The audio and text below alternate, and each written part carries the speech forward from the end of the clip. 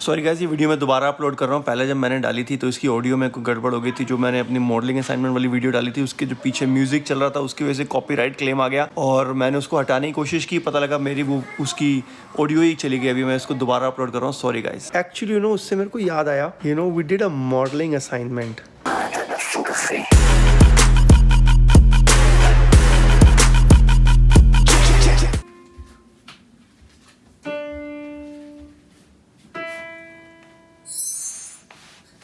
I'll get dirty. Is he doing a good job? Baby shirt time.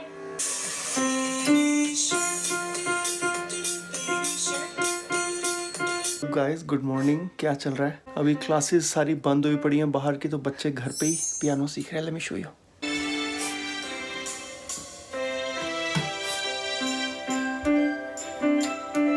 I think आगे आने वाले 6-8 महीने यही रहने वाला है कि घर पे ही बच्चे सीखेंगे। स्कूल का भी अपडेट आ गए हैं। स्कूल पे उन्होंने 2 ऑप्शन दिए हैं कि या तो स्कूल आ जाओ या फिर घर से काम कर लो, लेकिन जो भी डिसीजन लोगे वो अगले 6 महीने तक चेंज नहीं कर सकते। सो हम लोग अभी वही सोच रहे हैं कि बच्चों को स्कूल भेजें या ना भेजें। स्कूल भेजने की वैसे कोई प्रॉब्लम नहीं है, but the biggest challenge is कि बच्चों को सारा दिन मास्क पहन के बैठना है और अपने फ्रेंड्स के साथ में कुछ शेयर नहीं कर सकते। तो इस तरह की और रिस्ट्रिक्शंस है, तो I think it's gonna be really problematic.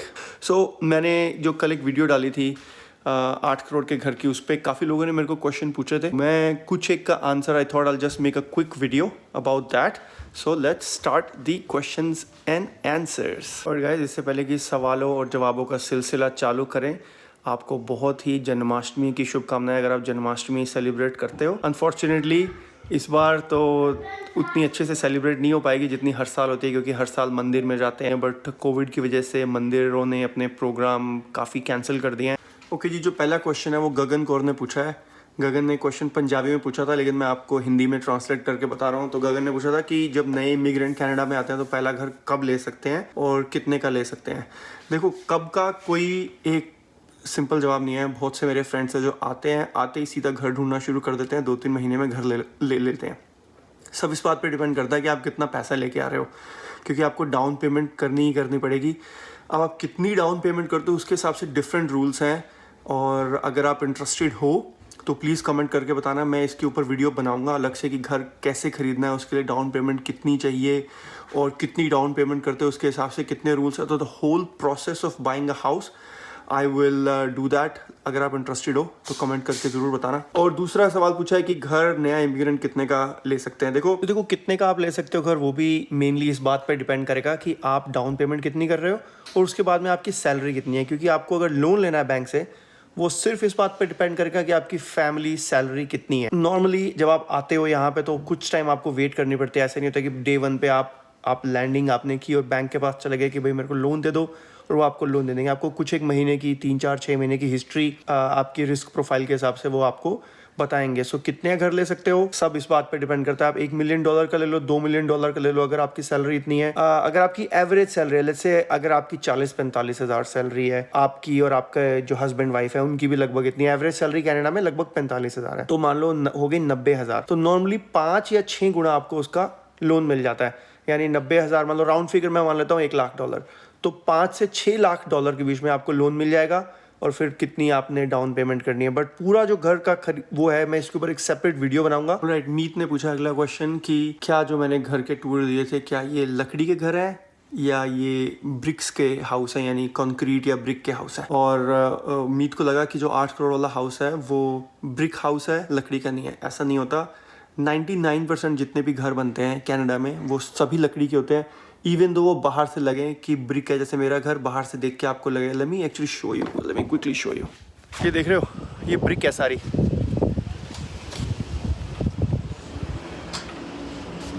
ये भी ब्रिक है। आसपास के जितने भी आपको घर दिखेंगे ना, ये पीछे वाले घर, ये सारी ब्रिक है।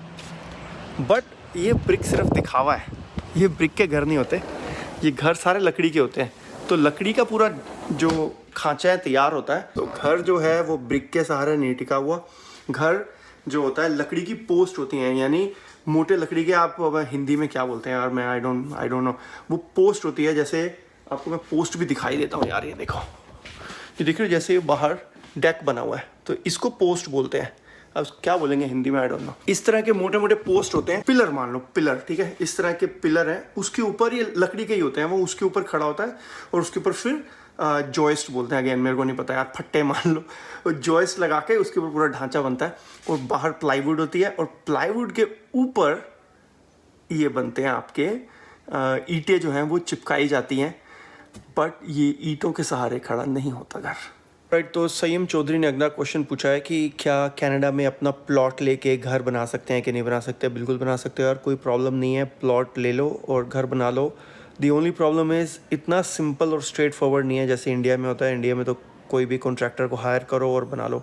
यहाँ कॉन्ट्रैक्टर को हायर करना इतना सिंपल नहीं होता, आसान नहीं होता, उतनी अवेलेबिलिटी नहीं होती। तो ज़्यादातर लोग क्या करते हैं, बड़े बिल्डर से घर खरीद लेते हैं अगर आपको नए घर खरीदने हैं तो, और अगर वो पुराने घर हैं तो फिर तो कुछ भी है। But yes, to answer your question, बिल्कुल पॉसिबल है। और सयम ने ये भी पूछा है कि कितना खर्चा आएगा।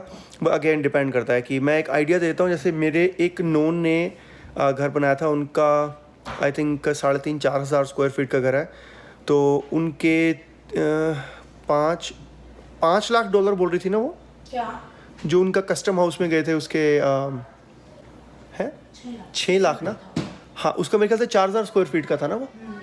तो वो 4,000 स्क्वायर फीट का घर उन्होंने बनाया था, बहुत ही अमेजिंग घर था।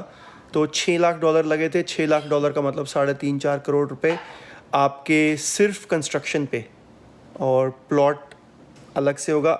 बहुत ही अच्छी जगह है वो, ओकविल का लेक शोर में उन्होंने घर बनाया हुआ था, वेरी नाइस। मैं भी कभी चलूँगा एक्चुअली। उससे मेरे को याद आया, we did a modelling assignment, और वो मॉडलिंग असाइनमेंट करी थी हमने, आपको किसी और वीडियो में बताऊंगा जस्ट। अच्छा, मैं आपको उस अपने जो मॉडलिंग असाइनमेंट है उसके, it's not a big modelling assignment और anything.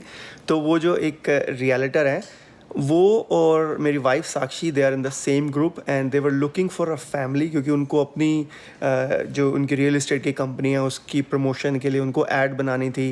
And they were looking for a few families जिनके यंग किड्स हों, ताकि वो एक वीडियो काफ़ी अच्छी बन जाती है कि उस ऐड में आपको ये घर के थोड़े बहुत ग्लिम्स दिखेंगे और ऐसा लगेगा कि हमने इतना बड़ा, ये इतना अमेजिंग घर खरीदा नहीं है, हम सिर्फ एक्टिंग कर रहे थे। So but here is a short glimpse for you. Being multilingual helps me ease the process for many newcomers to the Canadian real estate marketplace. This is the reason why I love real estate, as I get the privilege of helping people achieve their dreams. I understand that buying and selling is a life-defining process. Whether someone is buying or selling, my approach is always based on understanding the needs of my clients and what would be in their best interest.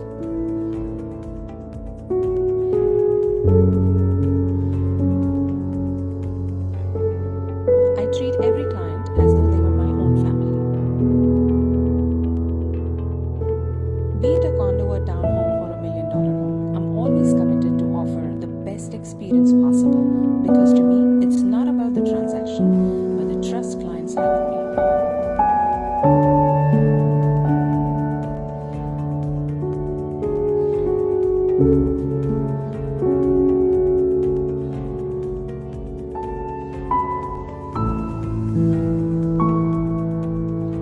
My passion is helping families find their dream home. Be it first-time home buyer, families upgrading to their forever home. आप लोग मेरे से इतने सारे सवाल पूछते रहते हो, मेरे को भी आपसे एक सवाल पूछना है, वो ये कि आई नो आप कनाडा की वीडियोस देखने के लिए मेरे चैनल पे आते हो, बट मुझे घूमने फिरने का बहुत शौक है। और कुछ टाइम पहले मैं गया था जापान, और वहाँ पे बहुत सारी विचित्र चीज़ें हमने की।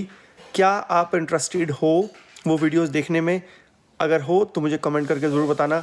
और हाँ, अगर एटलीस्ट 15 लोग कमेंट करेंगे तो मैं ज़रूर उसके ऊपर वीडियो बनाऊंगा। अगर 15 लोग भी कमेंट नहीं करेंगे तो मुझे लगेगा कि लोग इंटरेस्टेड नहीं है, फिर देखेंगे क्या करना है उन वीडियोस का। ओके, इस वीडियो में इतना ही। क्वेश्चंस बहुत सारे हैं, ऐसी वीडियोस भी बहुत सारी आती रहेंगी आगे फ्यूचर में। अगर आपको पसंद आई हो तो लाइक कर दो और सब्सक्राइब कर लो। नए हो, मेरा नाम है रवीश, मैं मिलूंगा आपसे अगली वीडियो में।